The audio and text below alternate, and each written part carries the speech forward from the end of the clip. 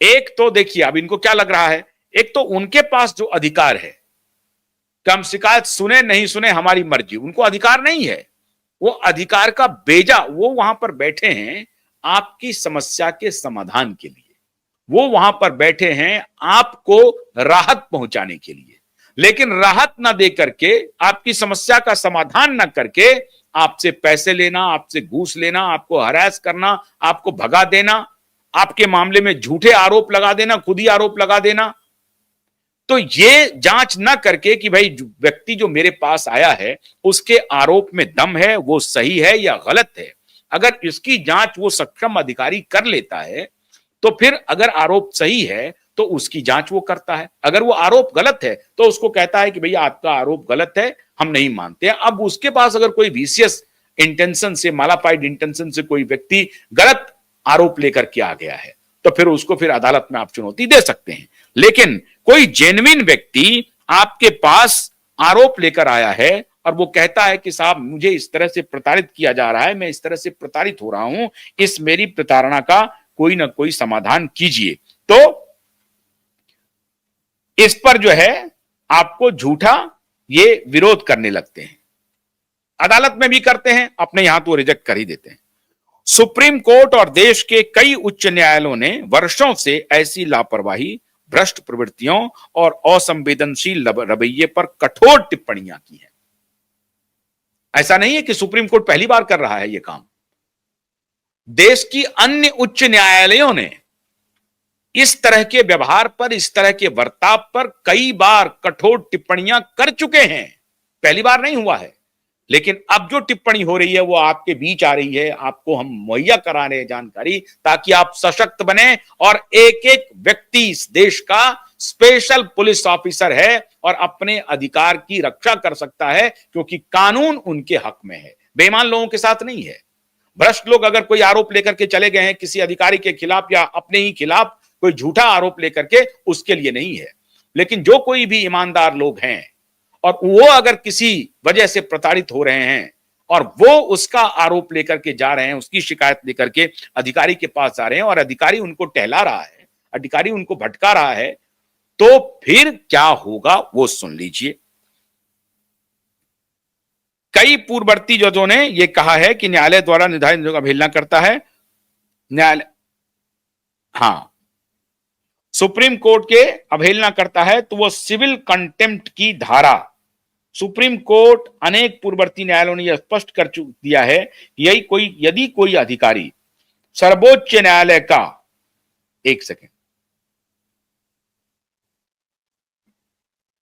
असंवेदनशील रवैये पर कठोर टिप्पणियां की हैं, परंतु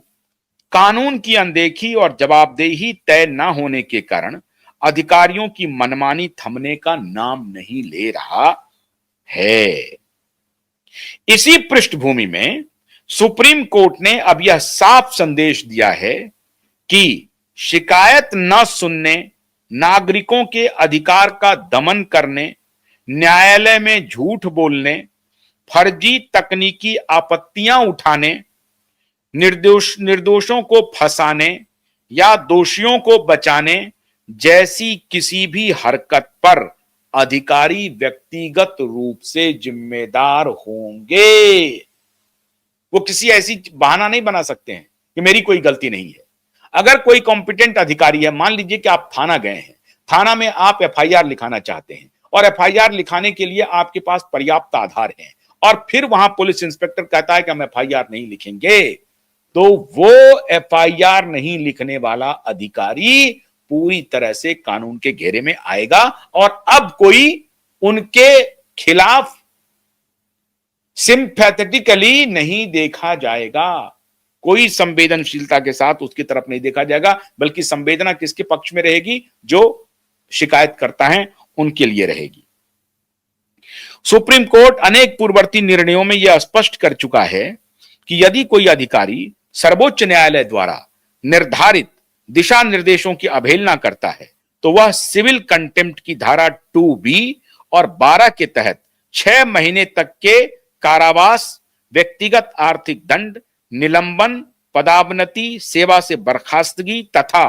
पीड़ित नागरिक को मुआवजा दिलाने हेतु वेतन से राशि वसूलने जैसी कठोर सजाओं का पात्र होगा। फिर एक बार सुन लीजिए आप क्या क्या होगा।